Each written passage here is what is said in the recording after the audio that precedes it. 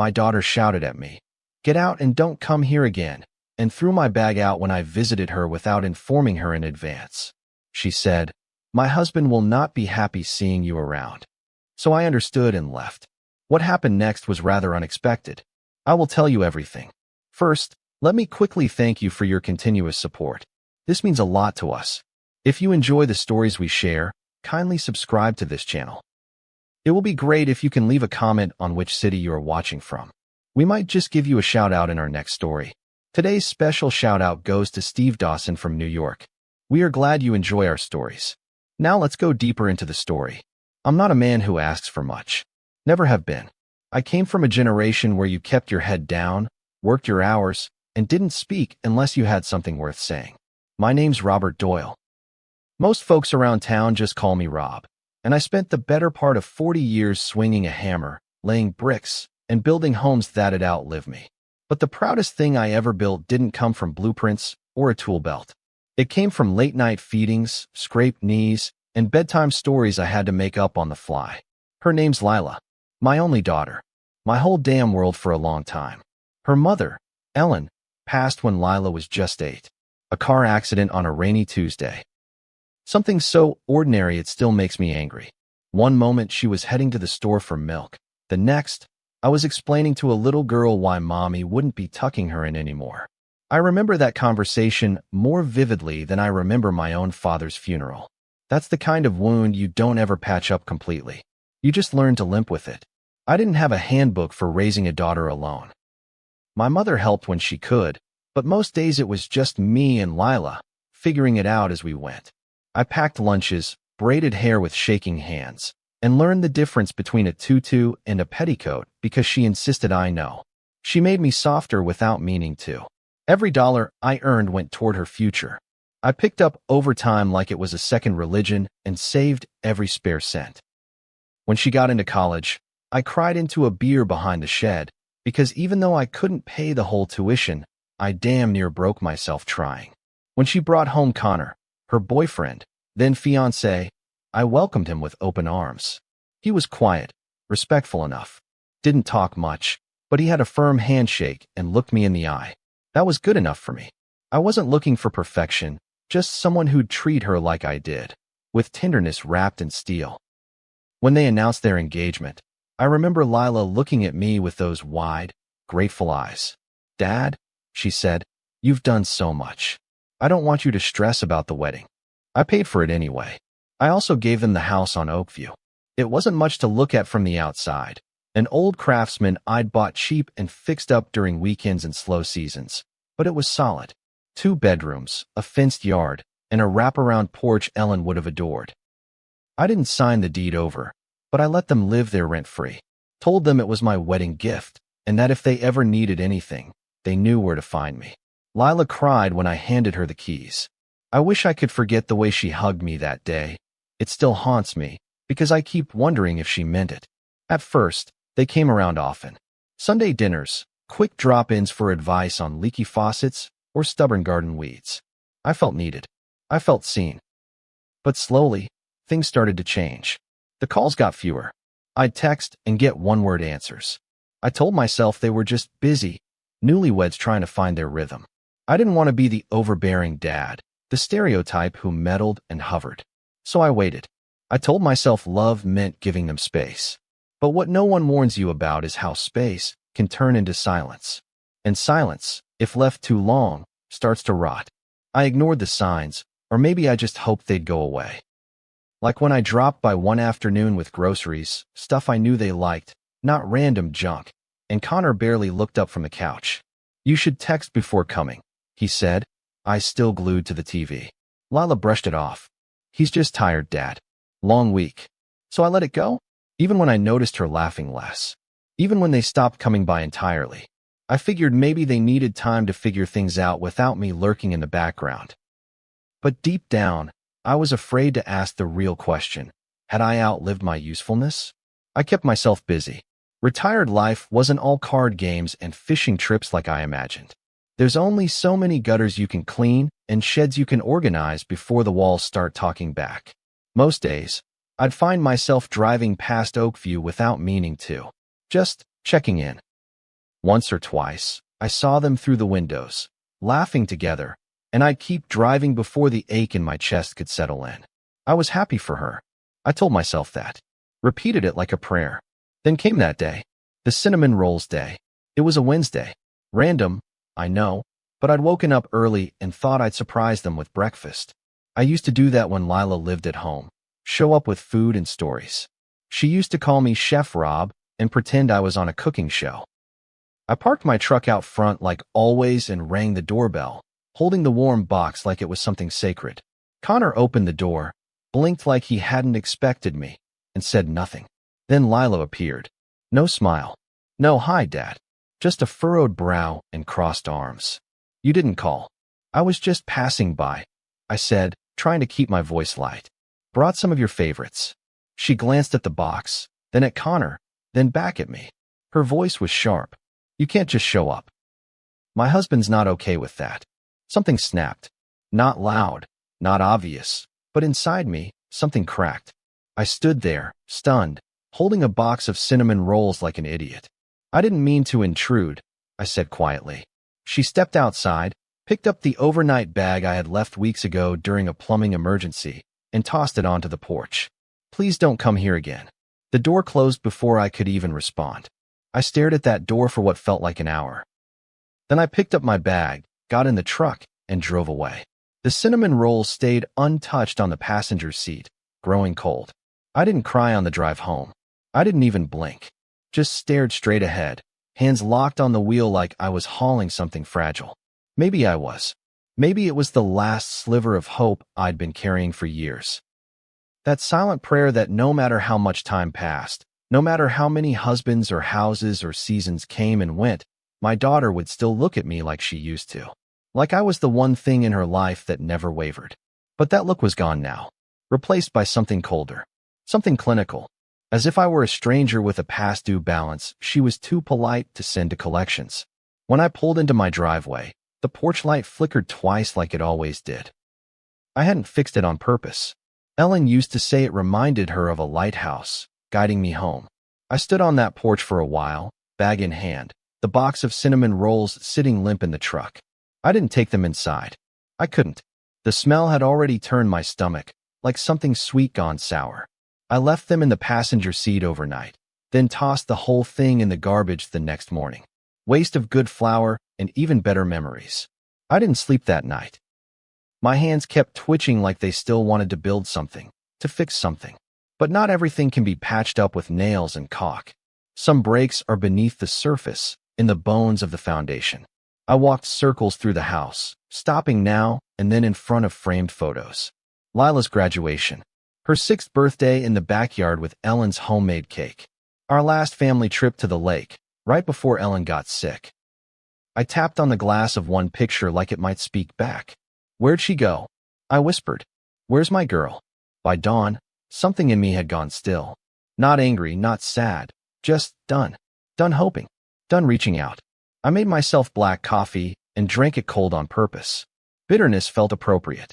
Around 8 a.m., I went into the study and pulled out the thick manila envelope with the Oakview house paperwork.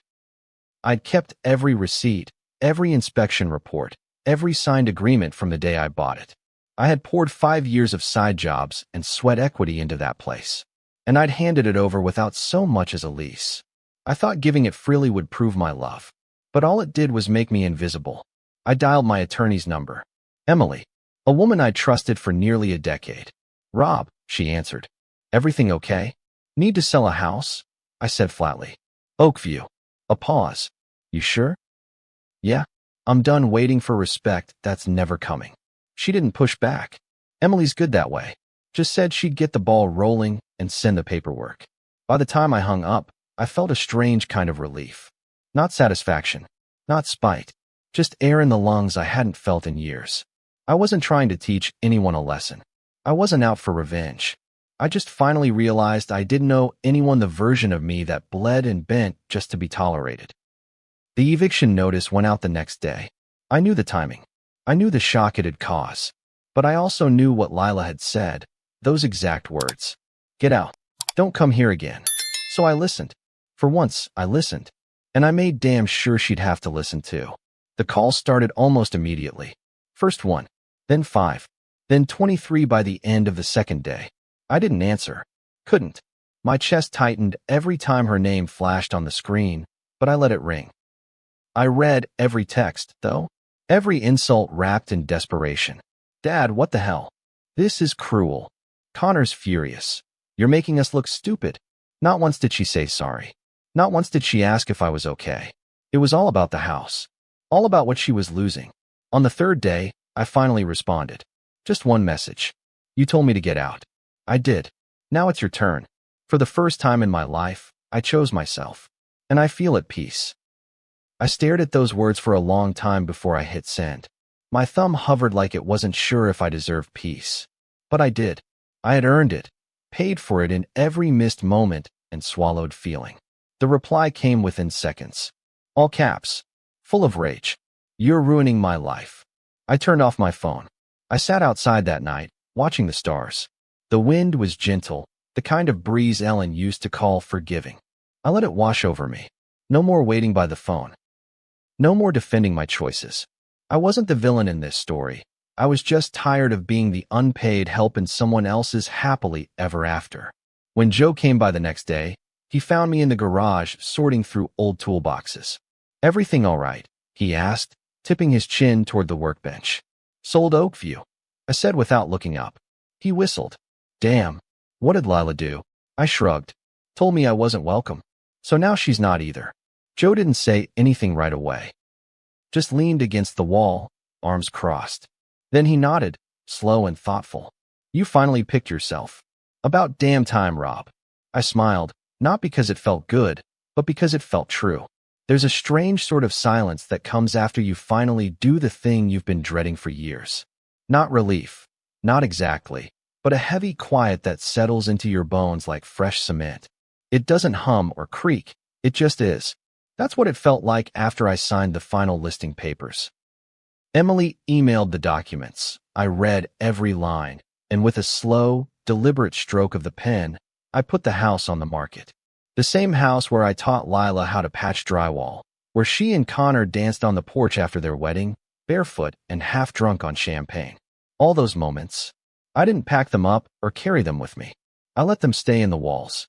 Let them echo for the next poor soul who thought love could hold up a house all by itself. For days after, I didn't answer my phone. Lila must have called over 50 times. Connor, too. The voicemail started pleasant, almost syrupy. Dad, can we talk? Turned into, I think there's been a misunderstanding, and finally spiraled into, you're overreacting. This is ridiculous. I sat through all of it with my coffee in hand, and the volume turned low. Her voice cracked in the final ones. I heard her sniffling, blaming me for putting her in a bind, for jeopardizing her marriage. Still, no apology.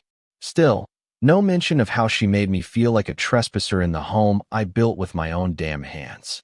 On the 5th day, I drove to the old lake cabin, the one Ellen and I used to visit in the fall. It had been years since I'd been up there. No cell service, no distractions, just the smell of pine and the sound of water slapping the dock. I brought a stack of old photo albums with me and a bottle of bourbon that had gathered dust in the pantry. That night, I sat on the porch with both and let myself go places I hadn't visited in years. Flipping through pages filled with Lila's crooked teeth and birthday crowns, her first bicycle, her arms wrapped around Ellen at the zoo. God, she used to look at us like we were invincible, like we were everything. Somewhere along the line, we stopped being enough. I wish I knew when. I played back that moment at her front door like a cassette tape stuck in a loop. The look on her face. The way she didn't hesitate. Like my presence wasn't just inconvenient, it was offensive. I started asking myself hard questions in that cabin. Had I enabled this? Had I raised her so gently, so generously, that she mistook sacrifice for obligation? Had I taught her that I'd always give, no matter what she took? There's a fine line between loving someone and spoiling them. Maybe I crossed it. Or maybe she just grew into someone I don't recognize. The turning point came on a Wednesday, a full week after the notice went out. I got a letter in the mail, one she must have dropped off herself because it wasn't stamped. It wasn't long. A few lines. Handwritten in the same cursive I'd helped her learn at the kitchen table. You blindsided me. I don't understand how you could be so cold. You raised me better than this. I read it 3 times, each word cutting deeper than the last. Cold. Cold is standing in front of the man who raised you alone and telling him he's no longer welcome in the house he gave you.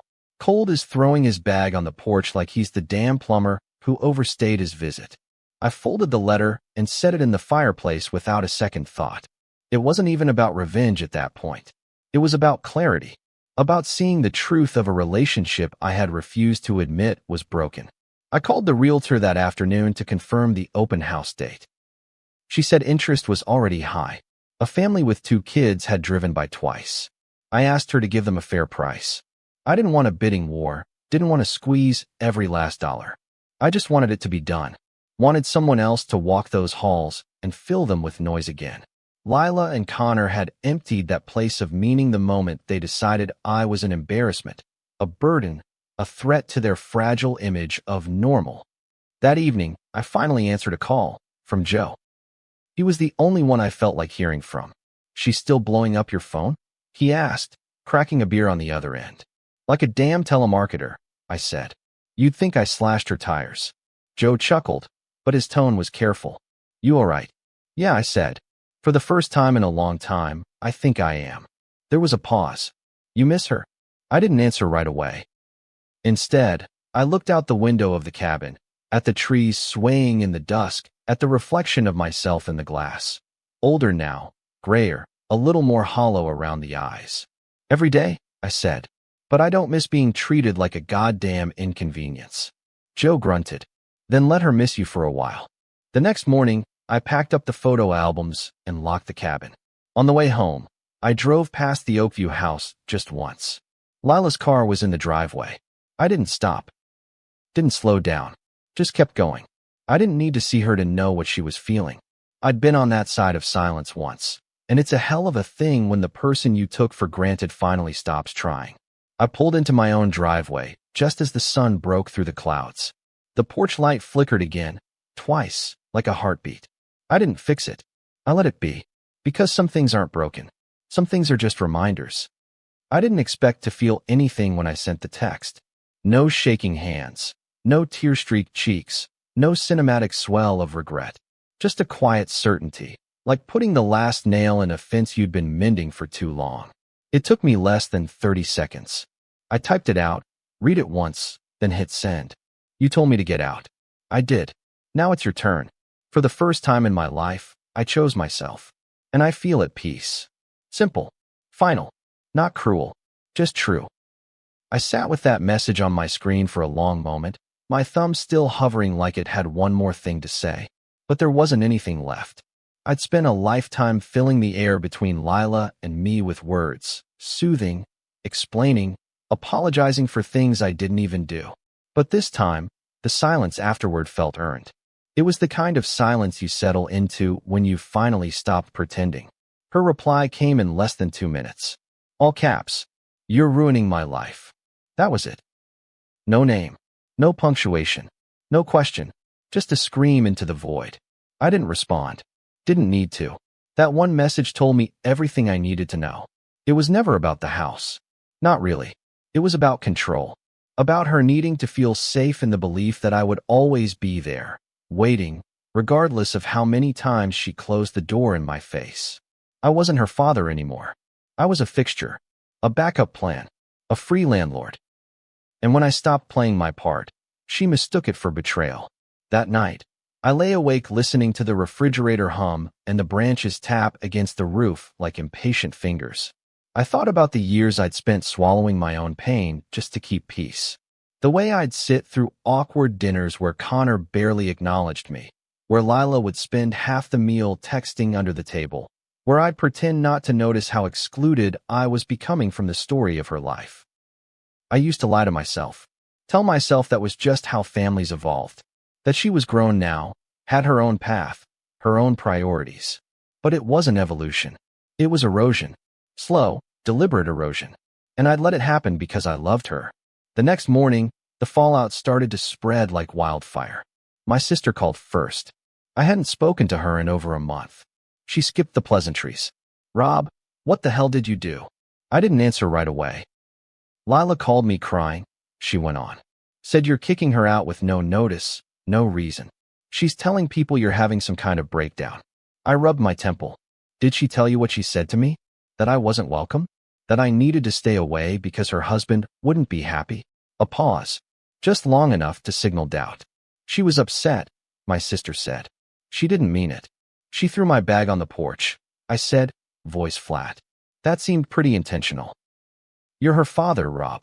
You're supposed to love her unconditionally. I do, I said. But I'm not her doormat. She went quiet, then sighed. Family's complicated. No, I said. It's simple.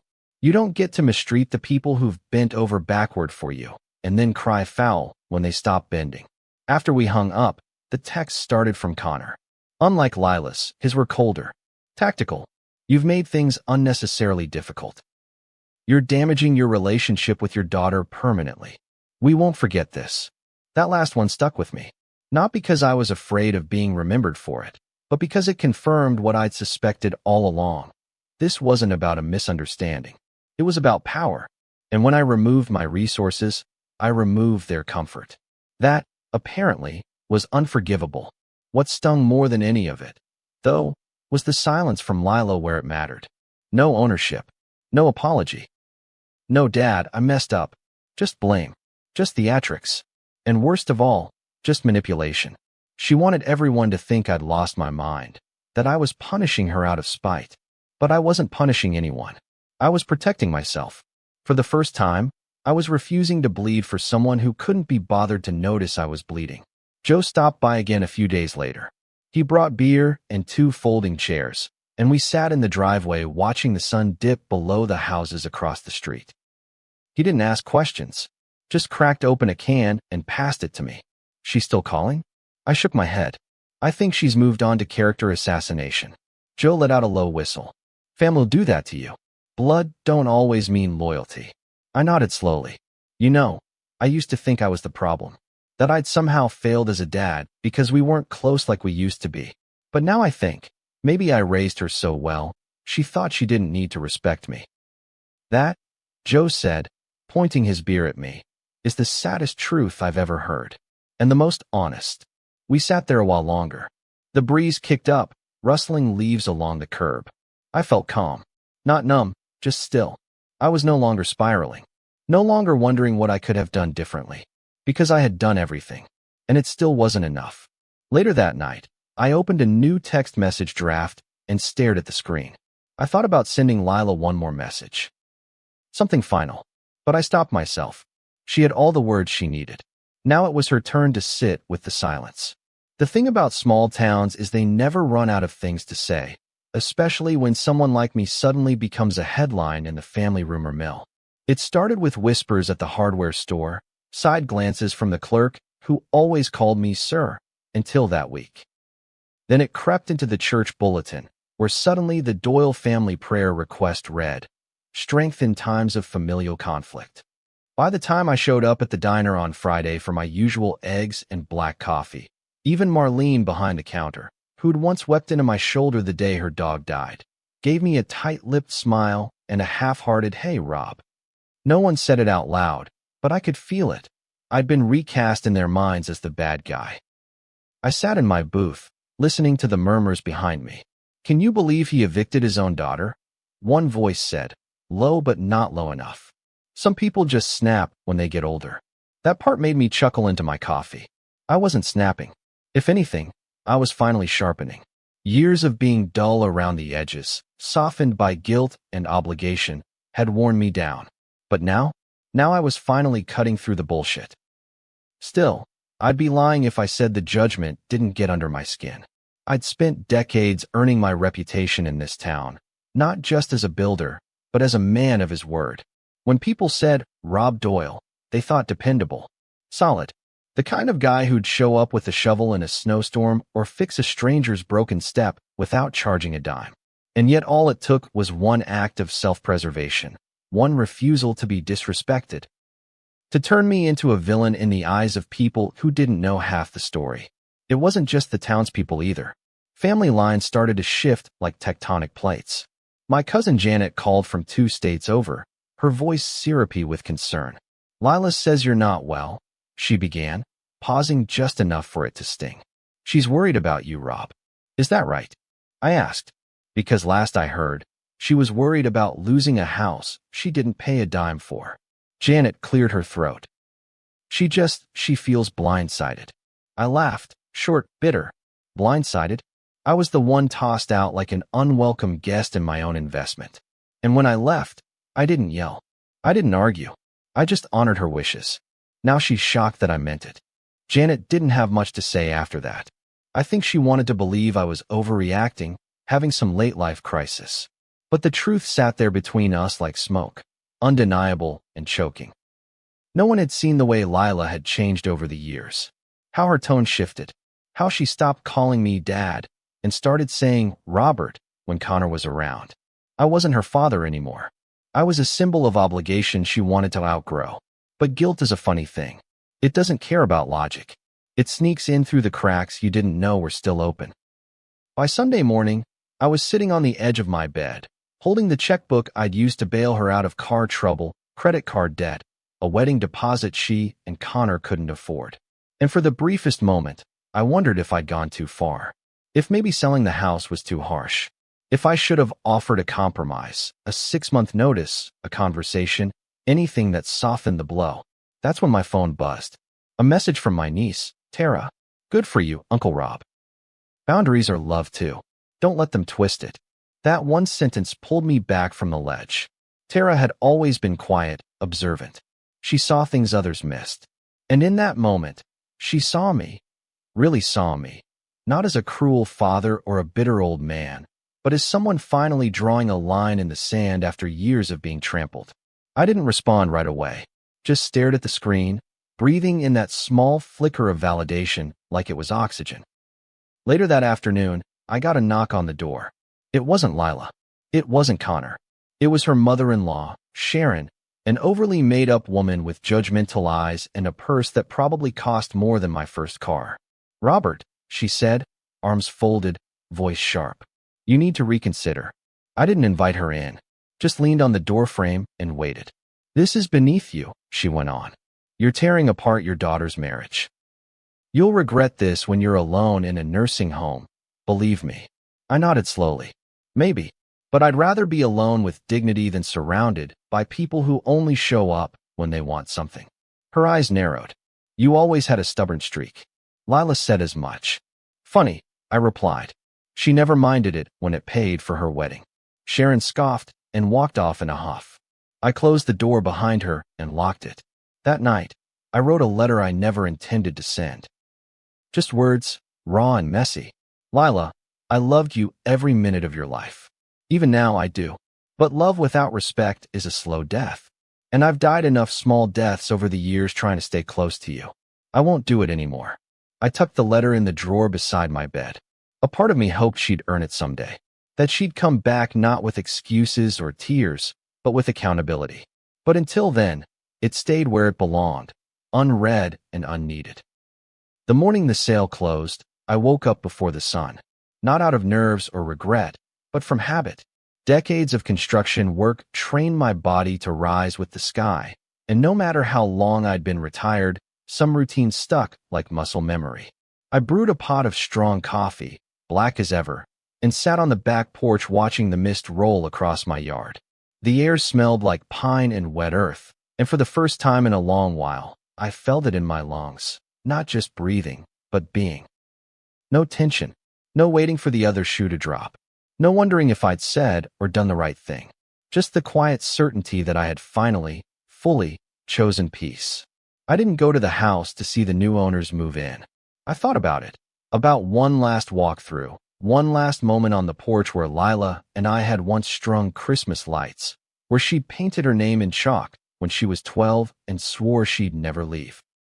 But that would have been for me, and this wasn't about nostalgia anymore. Nostalgia is a beautiful liar.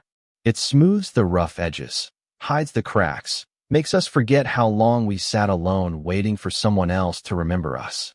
I didn't need that. I needed to move forward, not backward.